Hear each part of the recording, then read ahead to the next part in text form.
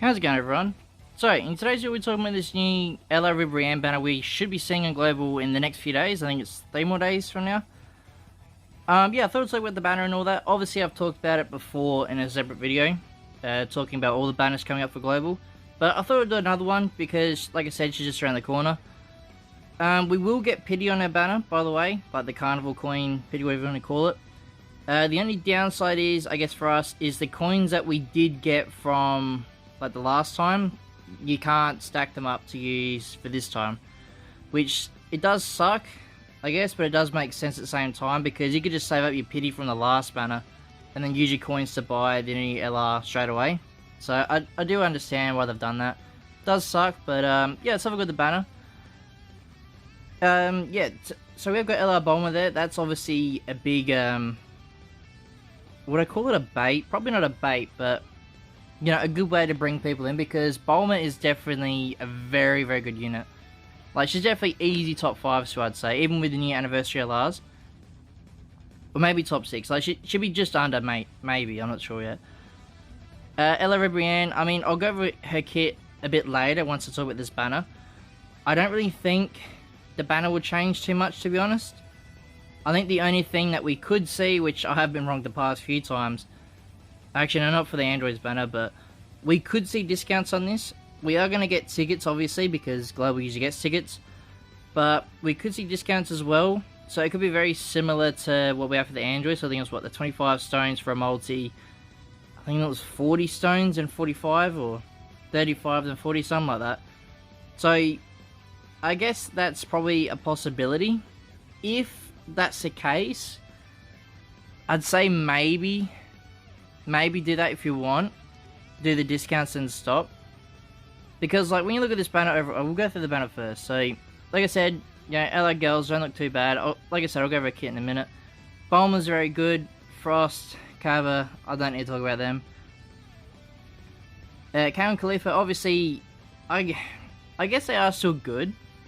I think maybe they could get their sub-easy 8th anniversary.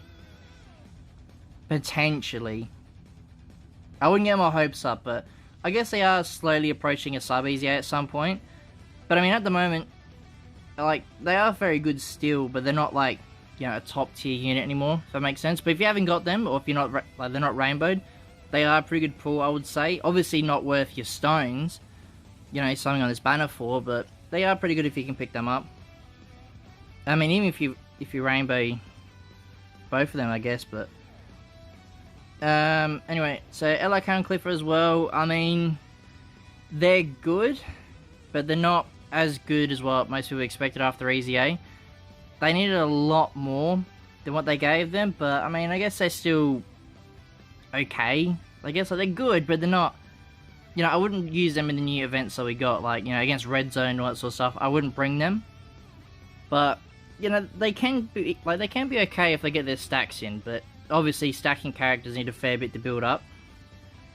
And then the rest of these units don't really have to talk about. So yeah, two good units on this banner out of how many have we got? 2, 4, 6, 8, 10.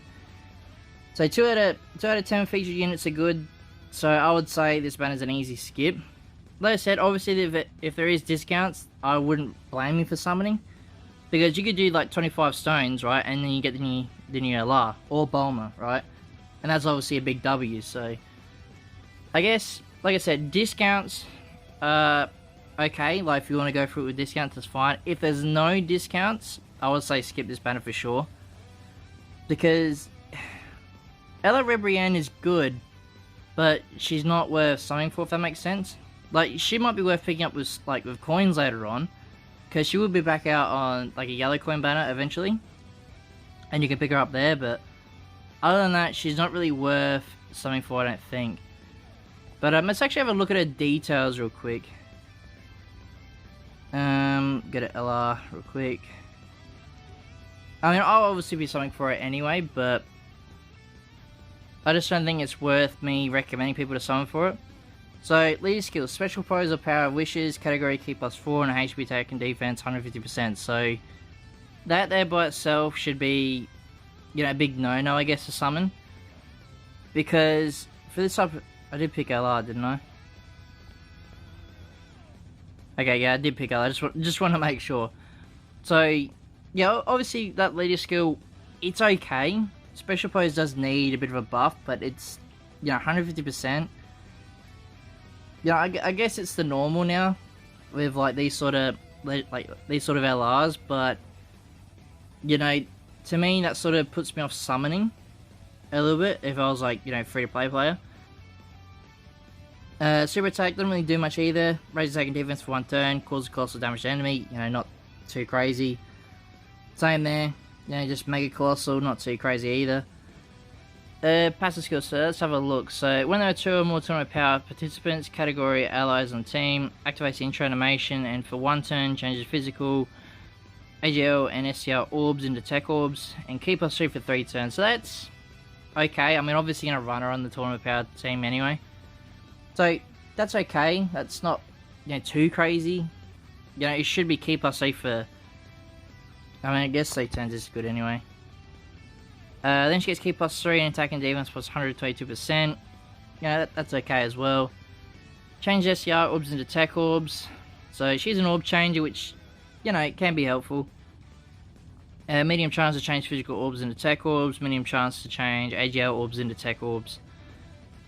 So yet again, not too crazy, but, okay. If HP is 66% or more when attacking, launches additional attack, which has a high chance of being a super attack. So that's, yet again, that's okay, but it's not too crazy at the same time. When there is a Universal Survival Saga category ally on the team, performs an additional attack, which has a great chance of becoming a super attack. So she can do a lot of attacks, but I haven't really seen how high her numbers can get. But defense-wise, I'm looking at, it's not looking too crazy, if that makes sense. When 2 or more Ki orbs are attained, Ki plus 2 and attacking defense plus 122% when attacking, and reduces damage by 22%. So that's good. Okay, reduces damage by 22%. That's good. I'm happy with that. That's probably the only good thing I've actually seen for the passive. And then critical rate plus 22% for every 2 Ki orbs collected, up to 66%. So to me, she's more of an attacking unit, which can be good. But I think in this day and age, like how Dokkan is now, you need to have more of a balance of defense as well. You can't just rely heavily on attack. Because like in red zone, I'm assuming she'd easily get cooked. Like, you know what I mean? Like, if she has a little bit more defense or damage reduction, I think she should be fine. But I mean, reduces damage by 22% is good. Don't get me wrong, but if there's no other defense in a passive, it's not really too crazy. If that makes sense. So looking at that, I would say she's an easy skip. I mean, if you're a collector, obviously she's going to be cool to pick up. But other than that, I don't see any other point for summoning. If that makes sense. But yeah, that'll probably be it for today's video, guys. Let me know in the comment section below if you guys are actually going to summon for them, or you're going to totally skip and save for anniversary. But yeah, if you guys like this video and want to see more, please like and subscribe for more. And I'll see you all in the next one.